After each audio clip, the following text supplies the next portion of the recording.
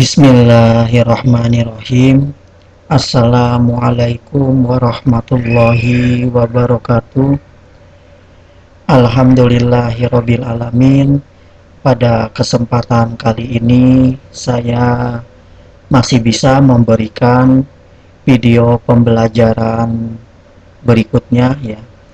Dan video pembelajaran pada kesempatan kali ini ya masih sama ya, adalah video pembelajaran mata pelajaran ekonomi ya. Namun untuk video pembelajaran kali ini ya, yaitu untuk video pembelajaran kelas 11. Nah, maka dari itu ya, mungkin video-video pembelajaran yang berikutnya ya, itu akan beredar ya, video pembelajaran dari saya untuk mata pelajaran ekonomi kelas 11. Nah, itu bisa kalian manfaatkan ya sebagai media pembelajaran, apalagi dalam suasana pandemi saat sekarang ini ya, yang sekolah itu semuanya memperlakukan pembelajaran secara online ya. Nah, itu bisa kalian manfaatkan ya, dan bisa kalian pelajari. Nah, untuk video pembelajaran pada kali ini ya, itu adalah video pembelajaran yang bab pertama ya, yaitu adalah mengenai pendapatan nasional. Untuk mempersingkat waktu ya, kita lanjut saja ya ke topik pembahasan. Nah, pertama ini saya sajikan yang mengenai peta konsep ya dari pendapatan nasional. Peta konsepnya adalah yang pertama pengertian pendapatan nasional, yang kedua manfaat perhitungan pendapatan nasional, yang ketiga komponen-komponen pendapatan nasional, yang ketiga metode perhitungan pendapatan nasional, kemudian yang keempat adalah pendapatan per kapita, dan yang terakhir adalah distribusi pendapatan nasional. Nah, di sini ada beberapa tujuan pembelajaran ya yang harus kalian kuasai, dan silakan ya anak-anak semua ya untuk membacanya sendiri, tujuan-tujuan pembelajaran ya pada pertemuan kali ini.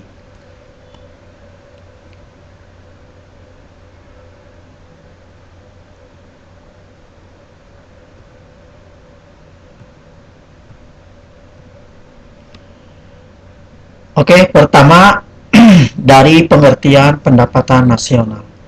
Di sini ada banyak sekali ya beberapa definisi dari pendapatan nasional. Yang pertama adalah pendapatan nasional merupakan total nilai barang dan jasa akhir yang dihasilkan oleh suatu perekonomian dalam periode tertentu yang dihitung berdasarkan nilai pasar. Jadi untuk yang pengertian pendapatan nasional yang pertama ya, itu pendapatan nasional merupakan nilai dari suatu barang ya, dan juga jasa ya, yang mana nilai ini adalah nilai akhir. Nah, kemudian nilai dari barang dan jasa ini ya, itu dihasilkan ya oleh suatu perekonomian. Berarti kalau berbicara mengenai suatu perekonomian ya, ini berkaitan dengan suatu negara, dan juga dihasilkan dalam periode tertentu. Biasanya adalah dihasilkan dalam kurun waktu 1 tahun. Nah, kemudian nilai ini ya, itu adalah nilai yang bisa dihitung ya berdasarkan nilai pasar ya. Jadi nilainya bukan hanya sekedar nilai saja ya, dan nilainya pun ya itu bisa dihitung ya, yang mana dihitungnya adalah berdasarkan nilai pasar. Oke, kita lanjut ya ke definisi pendapatan nasional yang kedua ya. Jadi di sini pendapatan nasional itu merupakan jumlah barang dan jasa. Kalau tadi adalah total nilai, kalau yang ini adalah jumlah barang dan jasa yang diproduksi oleh suatu negara. Ya, dalam kurun waktu 1 tahun ya, yang mana jumlah barang dan jasa itu ya bisa diukur ya, diukurnya adalah dengan satuan uang. Yang ketiga, ya, di definisi yang ketiga, pendapatan nasional yaitu merupakan jumlah total. Ya, jumlah total ya antara upah, sewa, bunga, keuntungan ya yang diterima per tahun ya oleh warga negara.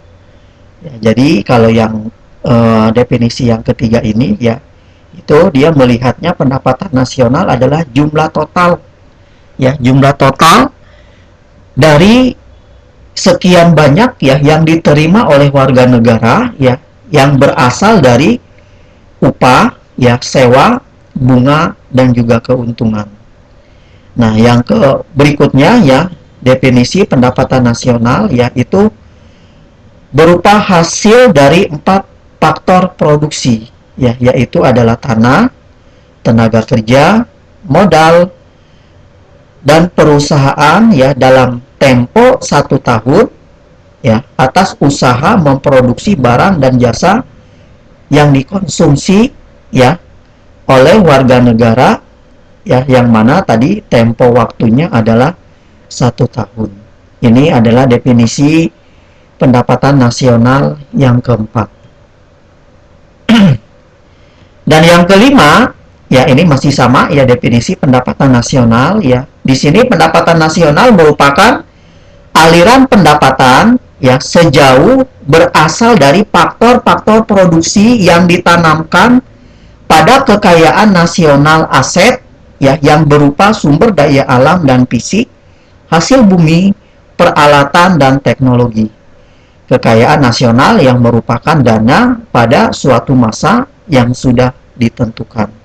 Ya, nah ini definisi pendapatan nasional yang kelima. Ya. Nah, ini ada lagi definisi pendapatan nasional yang keenam ya, merupakan sebagai dividen nasional ya, karena merupakan pendapatan nasional yang mencerminkan pendapatan-pendapatan yang dibagi atas 4 faktor produksi, yaitu tanah yang disewa, upah tenaga kerja, bunga atas modal, dan keuntungan perusahaan. Nah, kalau ini definisi pendapatan nasional ya menurut Alfred Marshall. Beliau adalah seorang ekonom klasik ya pendapatan nasional ya, atau seorang dividen nasional. Beliau mendefinisikan bahwa pendapatan nasional adalah tenaga kerja dan modal dari suatu negara yang mengolah sumber alamnya ya untuk memproduksi sejumlah neto komoditi baik material dan imaterial ya, termasuk jasa dan sejenisnya ya.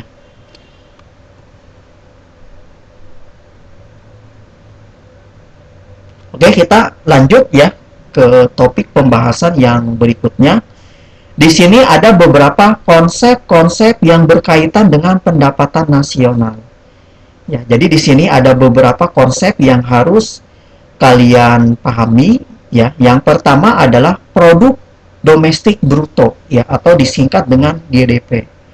Yang kedua adalah produk nasional bruto ya, atau disingkat dengan GNP. Yang berikutnya adalah produk nasional neto ya, atau disingkat dengan NNP. Yang berikutnya adalah pendapatan nasional neto ya, atau NNI. Kemudian pendapatan disposable ya, atau disposable income. Dan yang terakhir adalah PDRB, produk domestik regional bruto ya. Nah, ini merupakan konsep-konsep ya dalam pendapatan nasional ya yang harus kalian kuasai ya. Nah, selain kalian menguasai konsep-konsepnya ya, kalian juga harus menguasai rumus ya dalam perhitungan-perhitungan ya dari konsep-konsep pendapatan nasional yang rumus perhitungannya ya ini nanti akan saya berikan pada slide berikutnya. Nah, ini ya merupakan rumus ya cara menghitung pendapatan nasional ya. Jadi yang pertama adalah gross domestic product ya atau produk domestik bruto ya. Nah, kemudian dikurangi dengan pembayaran ke luar negeri ya atau produk WNA. Nanti hasilnya berapa? Taruh di sini ya. Nah, kemudian ditambah dengan penerimaan dari luar negeri ya atau produk WNI ya itu ditambah. Nah, kemudian nanti hasilnya adalah gross national product ya atau produk nasional bruto. Nah, kemudian GNP ya atau PNB ya itu nanti dikurangi dengan ini dengan penyusutan modal. Dikurangi dengan penyusutan modal ya nanti hasilnya adalah net national product ya atau produk nasional neto. NNP atau PNN ya nanti dikurangi dengan pajak tidak langsung ya. Nah, dikurangi dengan pajak tidak langsung nanti hasilnya adalah net national income ya atau pendapatan nasional. Nah, kemudian NNI ya atau pendapatan nasional nanti dikurangi dengan jaminan sosial, dikurangi dengan iuran asuransi, dikurangi dengan pajak laba perusahaan, dikurangi dengan laba ditahan, kemudian ditambah dengan transfer payment, nanti hasilnya adalah personal income ya atau pendapatan perseorangan ya. Kemudian nanti PI ya atau PP yaitu nanti dikurangi dengan pajak langsung ya. Kemudian hasilnya adalah disposable income ya atau pendapatan bebas. Nah, rumus-rumus ini ya itu nanti tidak selamanya ya semuanya dipakai ya. Nanti tergantung dari soalnya ya mana yang ditanyakan. Kalau dalam soal ya itu yang ditanyakan adalah NNP ya berarti kalian cukup menggunakan rumus dari sini sampai sini saja gitu.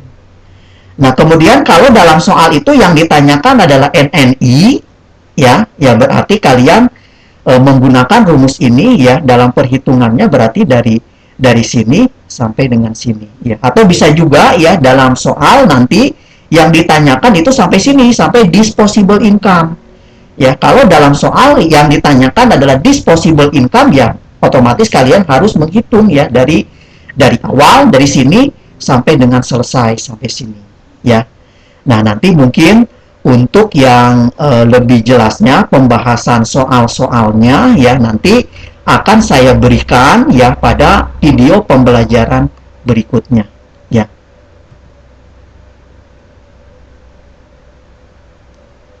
Oke, yang berikutnya adalah di sini ada manfaat pendapatan nasional.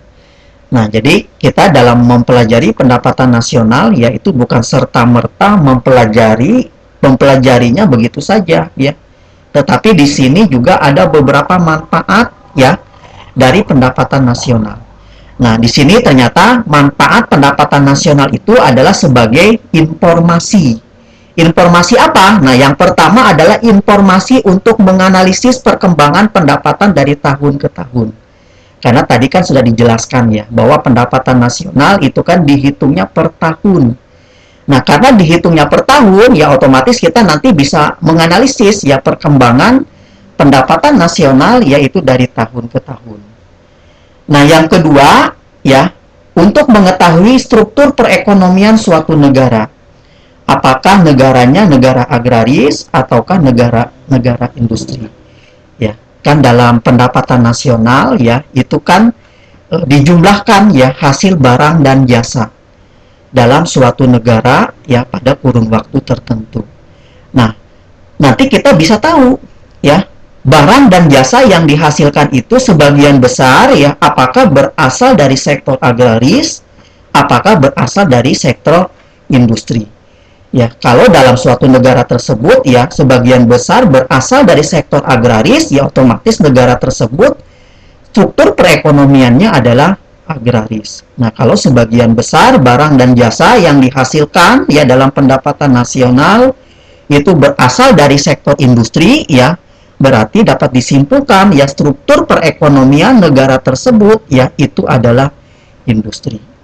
Nah, kemudian manfaat yang berikutnya adalah untuk mengetahui kemajuan suatu negara ya dalam mencapai kemakmuran.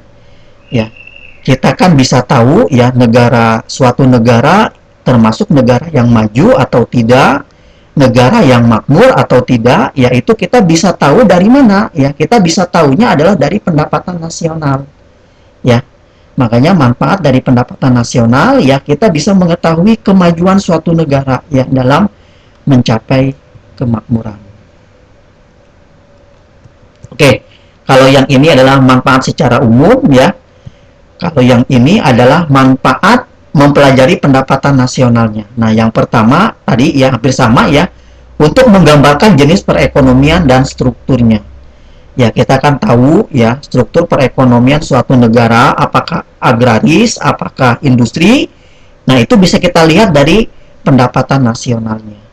Kemudian kita juga bisa membandingkan perekonomian antar negara, antar daerah. Kita bisa membandingkan perekonomian Indonesia dengan Malaysia. Kita bisa membandingkan perekonomian Provinsi Banten dengan Provinsi Jakarta. Nah, itu bisa kita membandingkannya ya.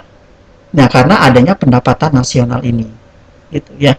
Nah, selain itu, ya, pendapatan nasional juga dapat membandingkan data pendapatan dari waktu ke waktu.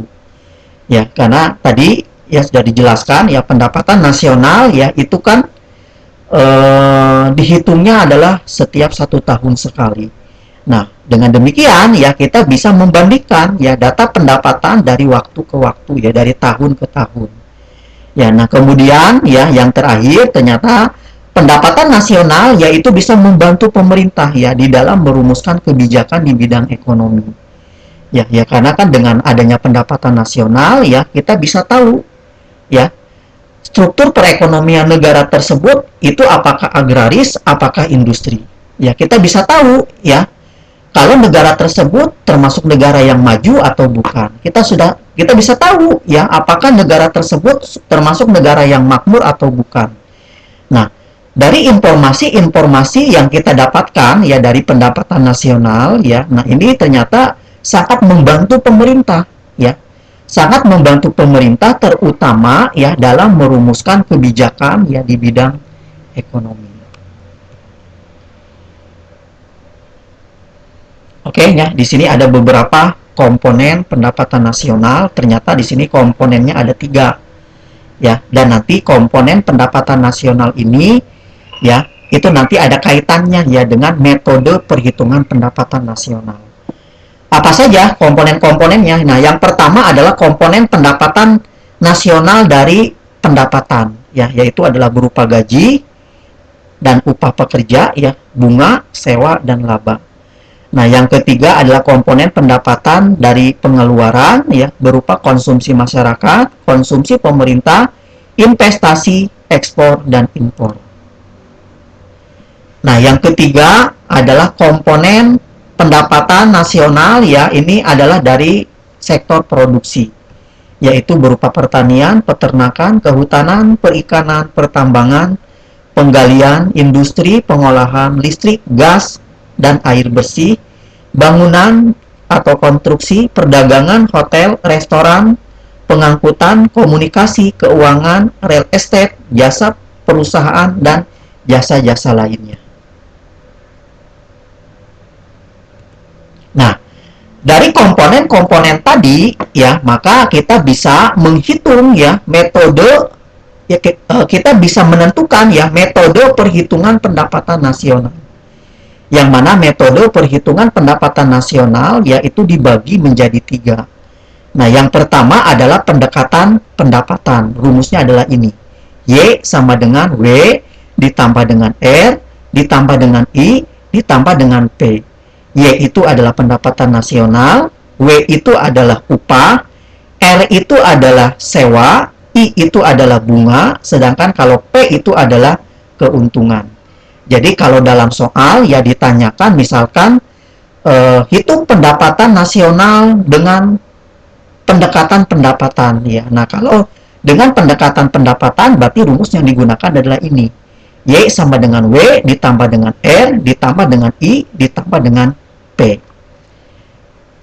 Pendekatan yang kedua ya, itu adalah pendekatan produksi. Ya, yang mana rumusnya adalah ini. NT sama dengan NO dikurangi dengan NI. NT adalah nilai tambah ya, NT adalah nilai tambah ya, NO adalah nilai output, dan NI adalah nilai antara. Dan yang terakhir adalah pendekatan pengeluaran. Ya, kalau pendekatan pengeluaran, maka rumus yang digunakan adalah ini. Y sama dengan C ditambah dengan G ditambah dengan I ditambah dengan X dikurangi dengan M. Yang mana Y itu adalah pendapatan nasional, C itu adalah pengeluaran konsumsi rumah tangga, G itu adalah pengeluaran pemerintah, sedangkan I adalah pengeluaran investasi, sedangkan XM itu adalah ekspor neto, yang mana ekspor neto itu bisa kita cari ya dengan cara ekspor dikurangi dengan impor. Ya, nanti kalau dalam soal, kalau misalkan ditanyakan ya perhitungan pendapatan nasional dengan pendekatan pengeluaran, maka rumus yang digunakan adalah yang ini. Y sama dengan C plus G plus I plus X dikurangi dengan M. Gitu ya. Nah, nanti mungkin untuk yang lebih jelasnya ya, nanti ada pembahasan soal yang mengenai 3 metode perhitungan pendapatan nasional ini ya. Nanti akan saya sampaikan ya pada video pembelajaran yang berikutnya. Oke, kita lanjut ke pendapatan per kapita. Ya, apa sih pendapatan per kapita? Ya, jadi pendapatan per kapita di sini ada 2 unsur ya yang dimasukkan. Ya, unsur yang pertama adalah pendapatan rata-rata pendapatan ya, dan unsur yang kedua adalah penduduk. Nah, sehingga karena ada 2 unsur ya antara pendapatan dengan penduduk ya, maka kita memperoleh adalah pendapatan rata-rata. Ya, jadi sebenarnya pendapatan per kapita itu adalah pendapatan rata-rata penduduk suatu negara. Ya, nah maka rumusnya pendapatan per kapita itu adalah ini. Pendapatan domestik bruto ya atau PDB itu nanti dikurangi dibagi ya dengan jumlah penduduk. Ini juga sama ya, nanti ini pembahasannya nanti saya berikan ya pada pembahasan soal-soalnya ya, nanti ini saya berikan ya pada video pembelajaran berikutnya. Oke, kita lanjut ya ke distribusi pendapatan nasional. Distribusi pendapatan harus direncanakan sedemikian rupa ya agar menghasilkan pembagian pendapatan yang adil dan merata. Pilihan langkah kebijakan dalam distribusi pendapatan ya. 1. Pembayaran langsung serta penyediaan barang dan jasa. Yang kedua, meningkatkan aset kaum miskin ya, dan yang ketiga menerapkan pajak penghasilan progresif. Oke, mungkin itu saja ya yang bisa saya sampaikan ya pada video pembelajaran kali ini. Nah, memang untuk video pembelajaran kali ini ya itu lebih banyak teori-teorinya ya. Kalau pembahasan soal-soalnya mungkin nanti akan saya berikan pada video pembelajaran berikutnya. Ya, dan tak lupa pula ya, dan tak bosan-bosan ya saya ingatkan ya, karena video ini saya upload ke dalam YouTube ya, saya meminta ke kalian untuk like dan subscribe-nya. Ya, kenapa harus like dan subscribe ya? Karena supaya channel yang saya buat ini bisa berkembang ya. Dan juga kalian silahkan ya, kalau ingin memanfaatkan video-video pembelajaran dalam channel ini, ya di sini juga banyak video-video pembelajarannya, bukan hanya mata pelajaran ekonomi, ya di sini juga ada mata pelajaran informatika gitu. Oke, mungkin itu saja ya untuk video pembelajaran kali ini. Kurang lebihnya saya mohon maaf ya. Wabillahi taufik wal hidayah. Wassalamualaikum warahmatullahi wabarakatuh.